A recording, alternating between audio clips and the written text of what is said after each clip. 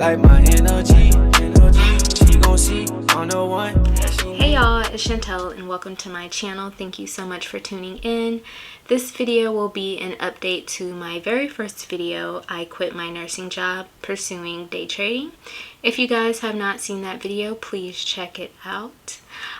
So yeah, this video will be an update to that. It will be 3 parts. I will first start out talking about why I quit that specific job, what events led up to that.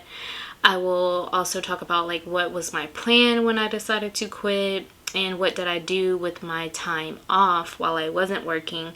And lastly, I will give you guys a life update. Where am I now within my nursing journey? Also, in my first video, as I mentioned in the title, I did talk about pursuing day trading as well. However, in this video, it will specifically be about nursing as I don't want the video to be too long.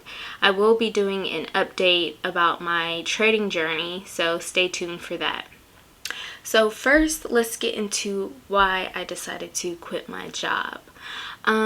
As I mentioned in my first video, it was my second nursing job and it was an outpatient eye surgery center. I took the job because I thought that I would like the outpatient life better. I thought that working 4 days a week would maybe give me a better life balance because it was only supposed to be like 10-hour shifts, which 2 hours really doesn't make a difference.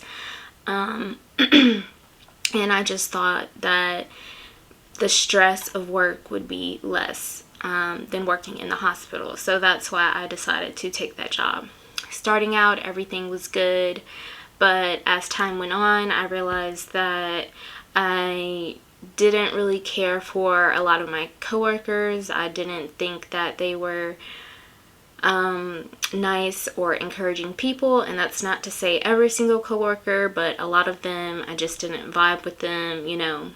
I didn't like some of the doctors. I felt like they wanted us as nurses to like do everything. They had these specific steps that they wanted laid out. Like this one doctor, he would want you, like, if a patient needed like their heart and lungs listened to, he wanted you to like get a stethoscope, and if you didn't have the stethoscope there, even though they were literally like a few steps away in this, or no, hanging up, he would like kind of like he would say something to another coworker who's been there longer, like, hey, will you remind them that they need to have the stethoscopes here? And I'm like, I understand that it may be to make your job easier because you do have a lot of patients to see, but at the end of the day, that is definitely something they can do themselves. So it was really just little nitpicky things that I didn't appreciate. And again, that's not to say that every doctor was like this, but a majority were just very nitpicky, and I don't have time for that. So, and lastly, I didn't really enjoy what I was going to work to do. Working in an eye clinic or an eye surgery center was never really on my list, but I was like, hey, there are so many different opportunities in the medical field, so why not explore some of them? But turns out I didn't really like it, and there's nothing wrong with that. So there was also this one doctor I remember, like, if there was something wrong with their paperwork or anything, like, they would always blame everybody else instead of taking the blame themselves. And I feel like that's just in general with nursing because, you know, they say we're the last line of defense or whatever, which is true, but you should also like be accountable for the part that you played in it. But anyway, there was this one doctor there. He was actually the anesthesiologist, I believe. He was like the head over the anesthetists, I think, like the ones who were actually in the OR giving or pushing the happy drugs. I don't know, one of those things. But I absolutely loved working with him. He was a pleasure to work with. If only everybody could be like that. He was the type that was very helpful. He was always teaching you things. He never put you down. He never made you feel like, oh, you're dumb for asking this question. He was just absolutely wonderful. So, but like I said, one, good apple is not enough to make up for this spoiled bunch of apples. Okay? So, as I mentioned pretty early on, I figured out that I didn't really like this workplace and I wanted to move on. I really wanted a mother-baby position. I did my senior practicum on a mother-baby unit and I really, really, really enjoyed it. So I figured that I would try to go that route. Before I had even left my first position as a nurse, I was trying to get on with a mother-baby unit, but I'm fresh out. I'm already, in one residency. A lot of them want you to have at least a year in something. It doesn't even have to be mother-baby, but they at least want you to have a year. And I did not have that, so I was not having any luck in that position. So fast forward, I'm at this place. I'm, still putting in tons, like every mother-baby position that I see, I'm putting in an application, but I'm just not getting it, which is understandable. So within this time frame, I was also putting in, other applications at maybe like pediatric offices and other offices, outpatient settings, and, other things that I think I may be interested in. And as time goes on, I'm not really getting anything, but once I decide that I don't like a job that I'm working at, or I don't like something, it kind of gets worse. Like, it never gets better, because in my head it's just stuck on, I don't like this place, I don't want to be here, I want to leave. So even though I'm not getting anything at the moment, I'm still kind of like, I want to quit this place any day now. So eventually I decided that I'm still going to be putting in applications and looking for a job, because I know I will get another job. Like I said, there's so many opportunities out here, and there's the chronic nursing shortage, I should say, because there's always a nursing shortage, and there always has been, not just COVID. So yeah, I knew that I would get another job. I was just trying to be very selective. So I think I did do like one or two, at least one interview while I was still working, but I never heard back from them. And then after I quit that job, I did get quite a few interviews, but it wasn't really for places that I was excited to work. It's kind of like when you're looking for another job, you just put in tons and tons of applications, because you're in your mind, you're like, anywhere is better than here. But I realized that that's not the case. You may like it for the first month, maybe 2 months, but eventually you're going to be in the same position. There was like a few times where I actually had interviews set up, but I would like really think about it, and I would just decide that it wasn't for me. And I would like either call them or email them and just let them know that, like, hey, thank you for the opportunity, blah, blah, blah, blah, blah. Because I just felt that it wasn't right, and I didn't want to keep going through the same thing over and over and over. So going back a little bit, talking more about my plan, like I mentioned, I was still going to be applying for jobs, still looking for jobs. I also decided that I have X amount of money to pay bills for X amount of time, and that will give me some cushion to be able to quit my job. Now, with that being said, I encourage, if you hate working somewhere, there's no reason that you should make yourself more miserable by continuing to go. Like, you have no obligation to that place. Now, with that being said, of course, you should always have a backup plan, and you should never be like impulsive and just quit. But like I said, if it's just getting too much for you, your quality of life isn't that great, because of this job, like you're not getting any sleep, you're not eating well, whatever it may be, then you owe it to yourself to move on. So that was my plan. I could have stayed there until I found another job, but I just felt like I just didn't like it so much that I was willing to just go ahead and put whatever money I had on bills, which it was enough to pay about 2.5 months of bills.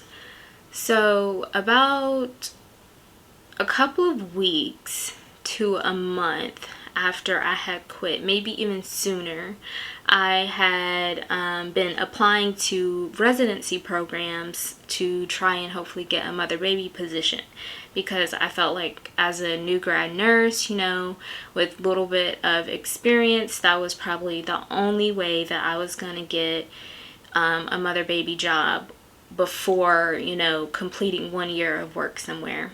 So I had already applied to some, and a few weeks after I quit my job, I got the call from one of the recruiters at this hospital where I had applied, and they wanted to set up an interview with me. And if you know anything about like nurse residencies, first you speak with the recruiter. They ask you like, hey, what hospital do you want to work at and what are your interests? And 9 times out of 10, if you give them a specialty, they are going to try and direct you towards like a med-surg type of floor.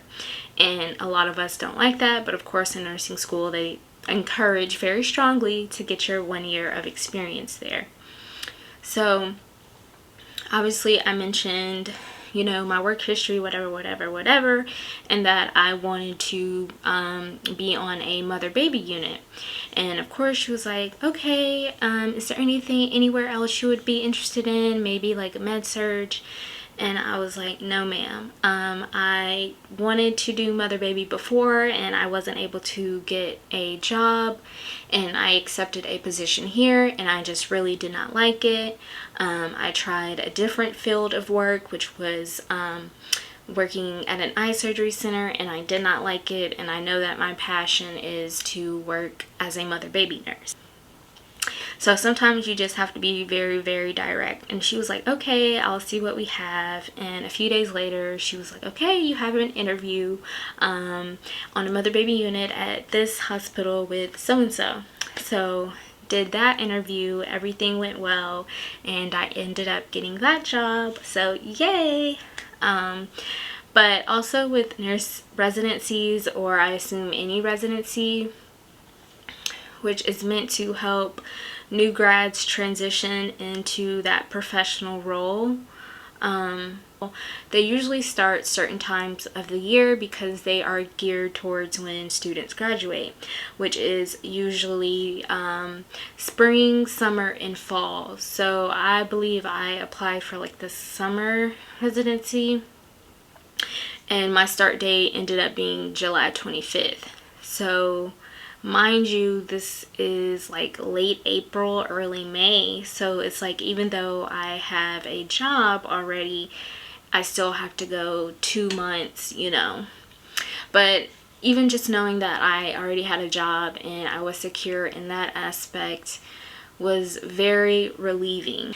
I did have the opportunity to start earlier. I want to say it was early June, but my start date was like the day before I was supposed to get back from vacation, which was already planned for a long time, so I didn't want to have to cancel that trip or anything.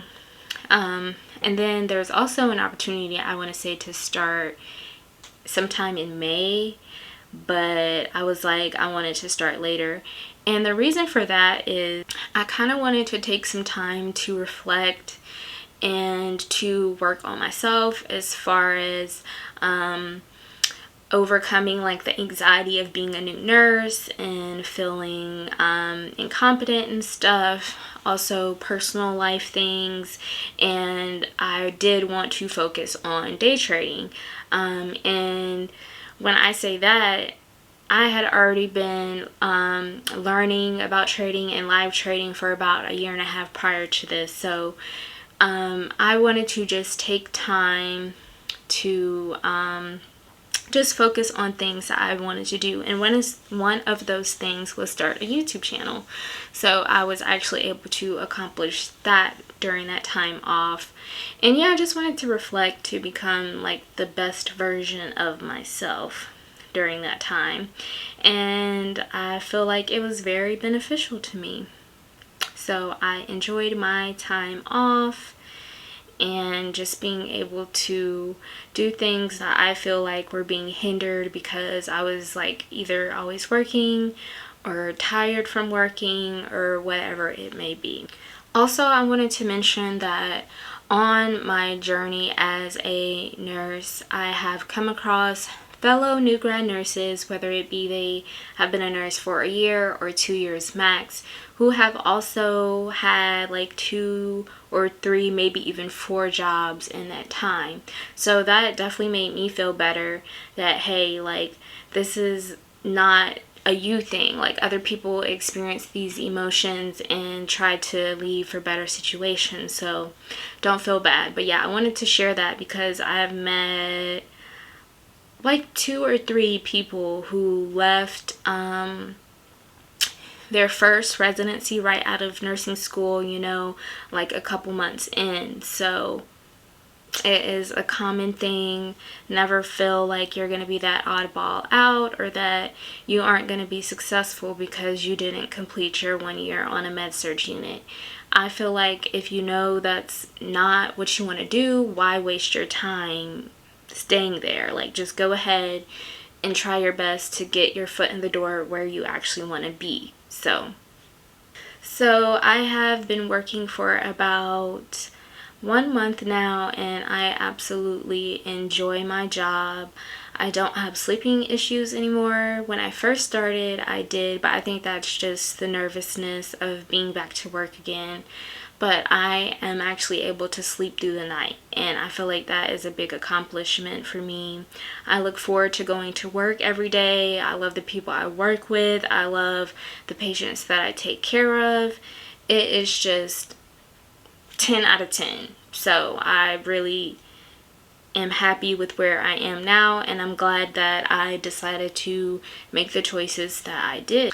I will also say that if you put in the hard work and the dedication and you know where you want to be, you're going to get there no matter what. Of course, you're going to have trials and tribulations. You're going to have downsides. You're going to have upsides. But like I said, if you're putting in that hard work, you're going to end up where you want to be. Never let anybody tell you that your plan is crazy, your plan is stupid. As long as you have thought it out from point A to point B, go ahead and do that plan. So that's all that I have for you guys. I hope you guys enjoyed the video. Please be sure to like, comment, and subscribe, and I will see you guys next time.